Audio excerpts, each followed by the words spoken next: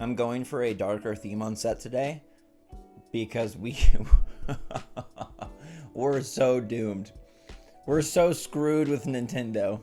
We are so done. But hey, it's a new day, so good morning, Mario, and good morning, Switch fans. I hope you're all doing awesome, and I hope you all realize the mess that has been made. There's a lot to talk about today. It's a really kind of just like ordinary news day, but in the same way, it's actually a cataclysmically changing news day. So I'll get ready to tell you all about that. But what's going on, everybody? It's Zach from SwitchForce. Hit that like button if you enjoyed the show. I hope you do. I put a lot of heart and soul into this show, and it's become one of the coolest things I've ever done in my life. So thank you for allowing me to do this all the time and bring you the Nintendo news, which begins with, huzzah, Nintendo acting like everything is normal.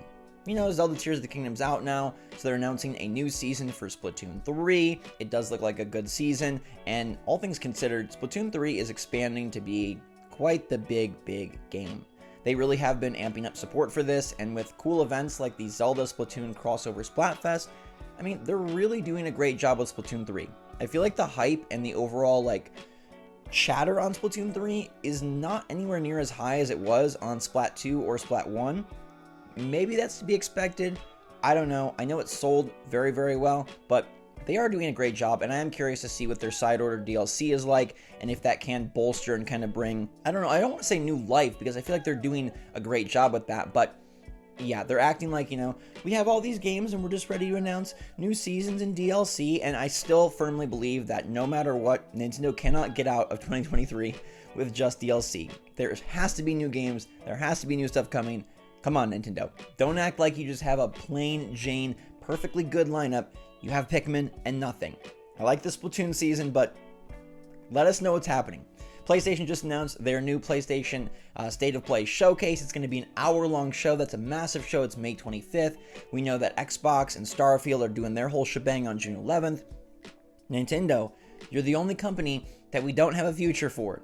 Stop acting like everything's normal. And this isn't even the big talk of the day, okay? Because the bigger talk involves something else. And we'll sort of seed the waters with Sega, who Sega says that they are exploring charging $70 for video games, which is really interesting. I mean, it makes sense. Everybody else is kind of doing it, and now that Nintendo has done it, it makes sense that Sega would want to do the same. They've always felt like their blue blur is just as cool as Nintendo. The CEO and CFO of Sega said, in the global marketplace, AAA game titles for consoles have been sold at $59.99 for many years, but titles sold at $69.99 have appeared in the last year. We would like to review the prices of titles that we believe are commensurate with price increases while also keeping an eye on market conditions. AKA, we're going to start charging $70 for some games. And that makes sense. I wouldn't be surprised if Sonic is one of those games, especially because Sonic Frontiers actually sold pretty well, and despite it having a lot of whoa, we just took off the rose-colored glasses and realized what open world is for the first time, it's actually a pretty fun game. It makes sense that they want to do this. And it especially makes sense after today's big story, which is this. The Legend of Zelda Sales figures are out, and it's not good. Or it's amazing. Or it's the beginning of the end, or it's the best ever. And all of these things can be true at once, because The Legend of Zelda Tears of the Kingdom has sold over 10 million copies in just 3 days. That's officially confirmed and officially announced by Nintendo. It's the fastest selling game in the history of the franchise, and oh my goodness gracious, that is a ton of copies. To put this into perspective, Breath of the Wild was a big selling Zelda game. It became the biggest selling Zelda game of all time. Now, it obviously started off much slower because it started off with the Wii U, which only had 13 million units to sell to, and the Switch, which at time of launch had 0. Obviously, there were pre-orders and a lot of first-day adopters, but you know what I'm saying, Breath of the Wild didn't have a huge install base. Breath of the Wild, in their last investor call, which was a week or two ago, is almost up to 30 million, 29.81 million units sold. So in 3 days, Tears of the Kingdom already cut into over a third of those sales. In 3 days, Tears of the Kingdom chopped in to over a third of 6 years of sales. Holy freaking crap. This game is going to be massive. If you didn't know, you probably did. It's all over. It's a social media darling. It is a review critics darling. It is a fan-centric darling. And it is a $70 darling. That part should not be forgotten amongst all of the hoopla over, killing Koroks and building great machines and defeating, all the evil that lives in Hyrule. Zelda Tears of the Kingdom was Nintendo's bold try. Now, maybe it's not so bold since other companies have done $70, but it felt bold for Nintendo because there wasn't a great reason. If you recall, we had a lot of conversations about why Nintendo is charging $70 for Tears of the Kingdom, and the reasons were shaky at best. Maybe it's a bigger cartridge? No. Maybe it had a longer development cycle? Well, yeah, but it's still on very old hardware. Maybe it costs more to make?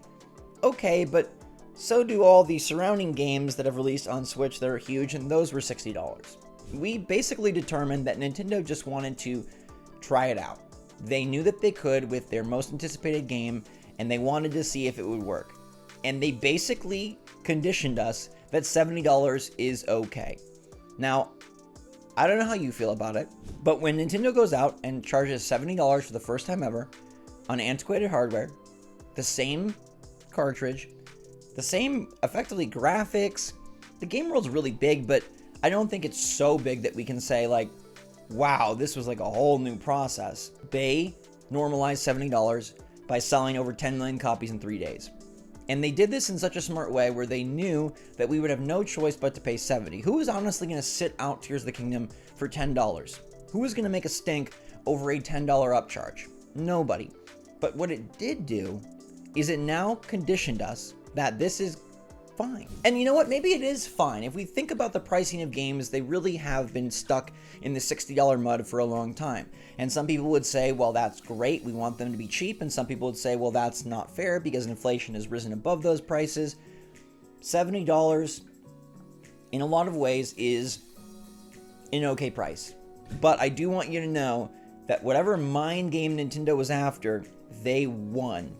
If you feel slightly slighted, just know that they won. They sold over 10 million copies in 3 days.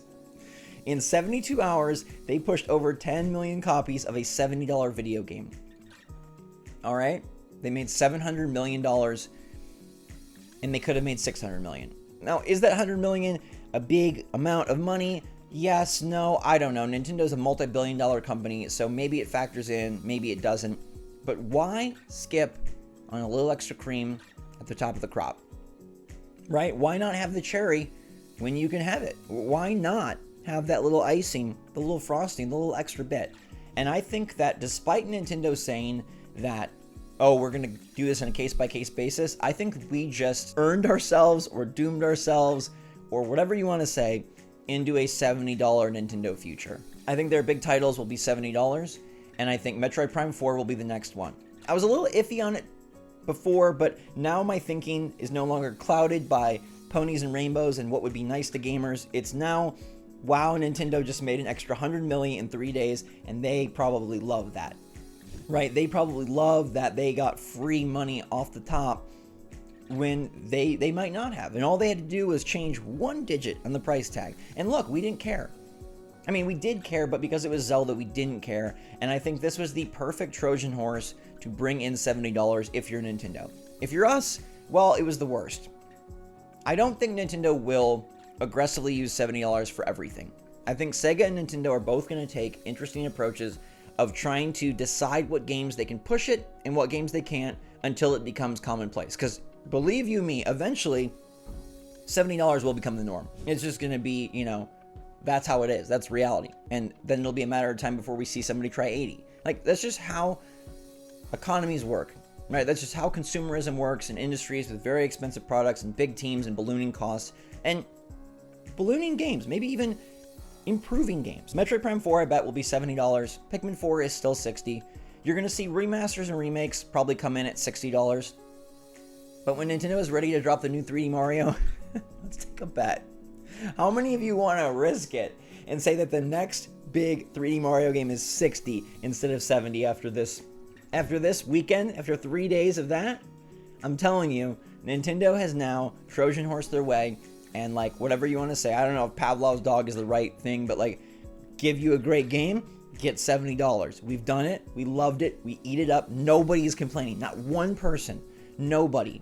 Now, if this was, I don't know, Kirby's Return to Dreamland Deluxe, or if this was Advance Wars 1+2, there probably would be some complaints. There probably would be some issues. But Zelda Tears of the Kingdom is so darn good. For the most part, it runs really good. It's so community driven. It's so impressive. It's so zeitgeisty that everyone wants to be in, and $70 is not a thing. Nobody cares for this one.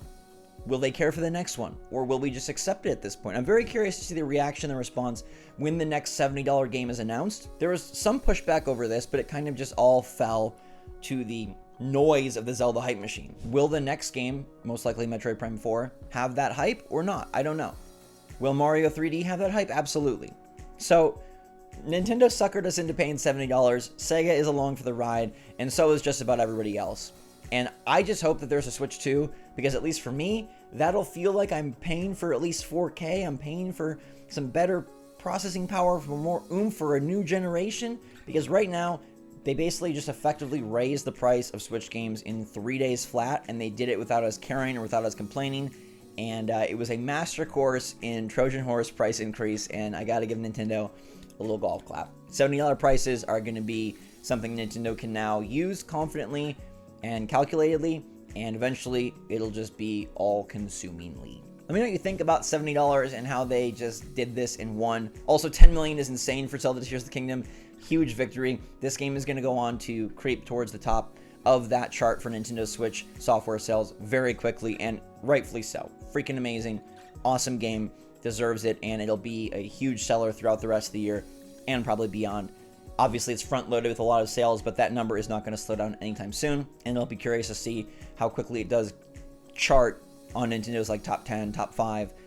It's got some big Pokemon titles to pass through. It's got a massive Animal Crossing. It's got an unbeatable Mario Kart, and it does have the original open-world Zelda Breath of the Wild, but like I said, a third of that is already eaten into, and it's only up from here. So let me know what you think in the comments down below. Thanks so much for watching, everybody. Stay safe, stay healthy, stay happy, stay positive out there. Until next time, SwitchForce out.